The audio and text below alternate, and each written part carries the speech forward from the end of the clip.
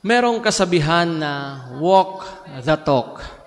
Walk the talk. Ibig sabihin, back up your talk with actions. Hindi puro salita, kundi dapat meron ding gawa. Kapag sinabi mo, gawin mo. Kapag nangako ka, tuparin mo. Minsan dito tayo umabagsak bilang mga magulang, bilang mga leader, bilang mga nakatatanda, bilang mga Katoliko. Bilang mga magulang, lagi nating tinuturuan ng mga anak. Tinuturuan ninyo ang inyong mga anak na huwag magsisinungaling. Pero kung minsan kayo rin mismo ang nagtuturo sa kanila na magsinungaling. Kung minsan nakikita nila sa inyong buhay ang inyong ginagawang pagsisinungaling. Bilang mga leader, tinuturoan natin ang ating mga nasasakupan na maglingkod ng tapat.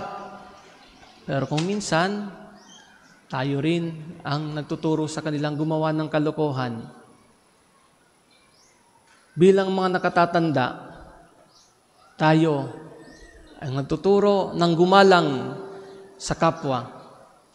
Irespeto ang kapwa, pero nakikitaan din tayo ng pag-uugaling walang paggalang sa ating kapwa. At bilang mga mananampalataya, tayo nagtuturo na magbigay, magmalasakit sa kapwa, pero tayo rin mismo ang unang-unang nagpagkikitaan ng pagiging madamot. Mga minamahal kong mga kapatid, napakinggan natin sa ating ebanghelyo ang kwento tungkol sa dalawang anak na inutusan ng kanilang ama na lumabas at magtrabaho sa ubasan. Subalit ang dalawang anak na ito ay parehong hindi tumupad sa kanilang naging tugon. Yung una, tumugon ng hindi, pero nagbago ang pasya at pumunta. Yung ikalawa naman, tumugon ng oo, pero hindi naman pumunta. Hindi nila tinupad ang kanilang tugon sa kanilang ama.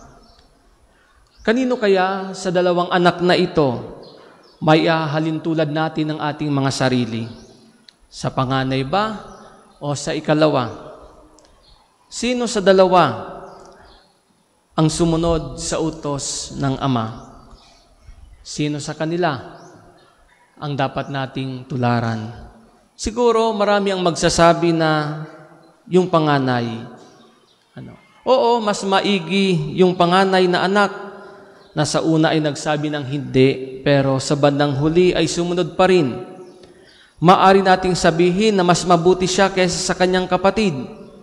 Pero pareho pa rin silang nagpakita ng kahinaan. Hindi buo ang naging pagtugon at kulang sa pagmamahal. Siguro tumugon lang ito dahil napilitan.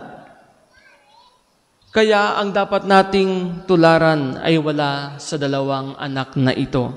Hindi ang panganay, hindi rin ang pangalawa. Kung gayon, sino ang dapat nating tularan? Walang iba kundi ang ating Panginoong Jesus. The only Son, the begotten Son of God, na napakinggan natin sa ikalawang pagbasa na nagpakumbaba at sumunod, naging masunurin hanggang kamatayan. Siya ay tumugon ng oo at tinupad niya ang kalooban ng ating Ama. At ito ang hamon sa bawat isa sa atin, na tayo ay tumugon ng oo sa ating Ama at isabuhay natin ang ating tugon, ang ating pangako. Mga minamahal ko mga kapatid, tanungin natin ang ating mga sarili. Ano kaya ang nagiging tugon natin sa paanyaya sa atin ng ating Ama? Oo ba o hindi? Sinusunod ba natin ang kanyang kalooban. Baka mamaya, nandun din tayo sa mga pa yes Lord, amen, alleluia. Pero yung buhay natin ay wala namang pagbabago, wala tayong pagsusumikap na maging mabuti.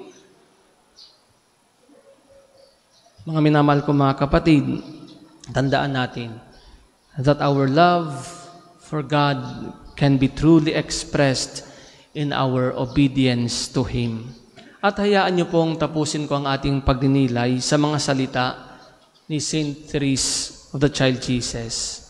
Sabi po niya, holiness consists simply in doing God's will and being just what God wants us to be.